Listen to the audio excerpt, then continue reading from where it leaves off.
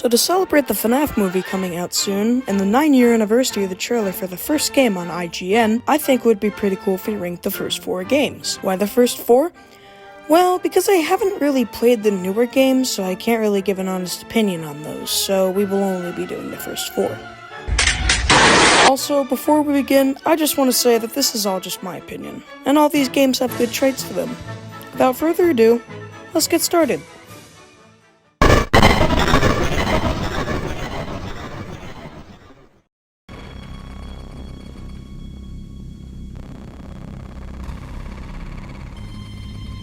Now, this isn't the absolute worst game in the franchise, but compared to the first 4, yeah, it's not the best thing ever. Springtrap is definitely one of the best designs in FNAF, but his jump scare looks like he wants to show you a TikTok that you know isn't gonna be fun.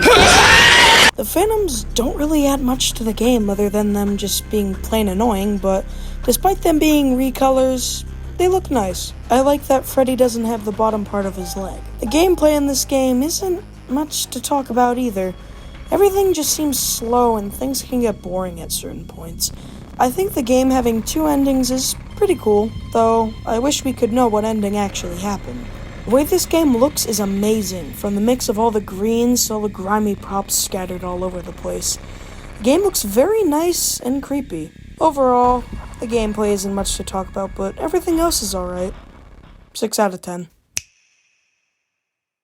Okay, so the first night is never usually that bad in any of the games, so I'll play through.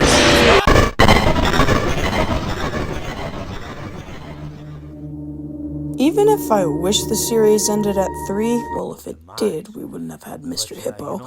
Don't feel too bad about it. I think this game captures the nightmares of a child perfectly. Picture this.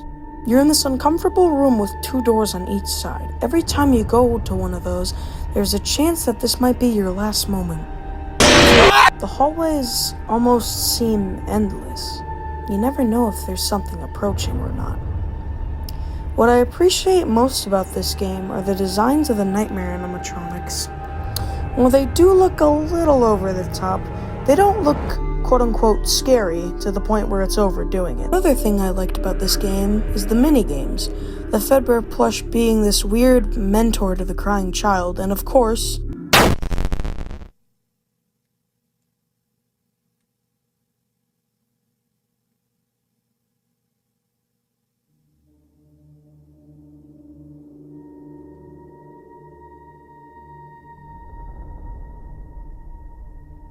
Was that the bite of 87? the mystery behind this game is pretty cool, though I wish we could know what the box has to do with anything. Nightmare is one of the most interesting characters because we don't really know anything about him. It's great. Overall, interesting yet very confusing storyline. 7 out of 10.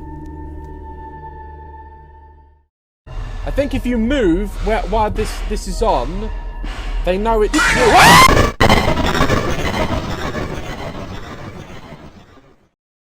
Now, it was a very tough decision between this and the first game for me, because these two are equally great, but I had to put FNAF 2 in second place. The way FNAF 2 creates chaos is so panic-inducing. There's so many different and unique characters introduced in this game. Scott could have easily just put holes in the original characters, but he didn't. The Wizards are my favorite group of animatronics from the franchise. Withered Freddy looking derpy yet oddly unsettling, Bonnie looking super menacing without his face, Chico looking absolutely terrifying with those small pupils, and Foxy looking very tattered and worn out. The toy animatronics also look phenomenal. I'm really glad Scott made Toy Freddy a gay. The puppet just looks really unsettling. I think Phone Guy says it best. I'll be honest, I never liked that puppet thing. It's always thinking, and it can go anywhere. Oh yeah, Balloon Boy is annoying. I really hate him. Overall, awesome designs, great game mechanics. 9 out of 10.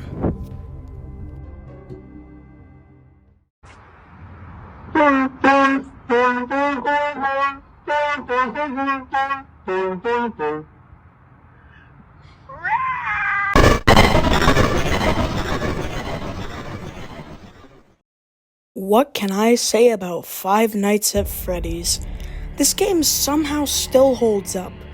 If you didn't know, Scott Cawthon created a game called Chipper & Sons Lumber Company. The game was getting complaints from people saying the characters looked like weird, creepy Chuck E. Cheese animatronics. Scott took this and decided to make a game based around that. I think the reason the game still holds up despite being created in 2014 is that it somehow creates panic in the worst way. You're in this small, cramped office in a low-budget pizzeria with creepy animatronics that look like there's more than just an endoskeleton in there. You have a power system that progressively keeps lowering. As you start to panic, these robots start to roam the building, getting closer to your source of protection. The character designs for this game remind me of the old 2000s animation. You never see them walk. The camera just breaks for a few seconds and you can't see them anywhere on that camera. They always seem so still. I think the creepiest character from the first game is definitely Bonnie. He's almost always the first to leave the stage and is the most aggressive one. Fun fact, while creating the first game, Scott had nightmares about the purple rabbit. The other characters in this game are just spectacular. Freddy is the best at his job, always hanging around in the dark. Foxy is always creeping out of his cove, making you temporarily always look at the camera. And of course Chica, who definitely gives you some looks. I think another thing to praise about the first game is the sound design. All the sounds are made up from royalty-free stock sounds, and somehow it creates an unsettling experience. Also, this is the thing about the trailer. I've realized that Bonnie was used a lot in the trailer. He appears like 6 times. Overall, spectacular designs, great mystery, and amazing sound design. Despite not really being a fan of where the series is going now, Scott Cawthon created something that changed horror games entirely. From one complaint to an entire movie, Scott really created something special for everyone. This game series will always be special to me and everyone else in the fandom. Did I scare you? Yeah, I'm sure I did. So as you all might have seen from my community post, I kinda want to start rebranding my channel into something other than Thomas. Now that doesn't mean I'm gonna leave Thomas forever, I just want to take a break from it and post other things I like. Hope you guys enjoyed the video, make sure to like and subscribe, and I'll see you in the next one. Gru, you might want to sit down for this one. I just solved the Five Nights at Freddy's 2 online.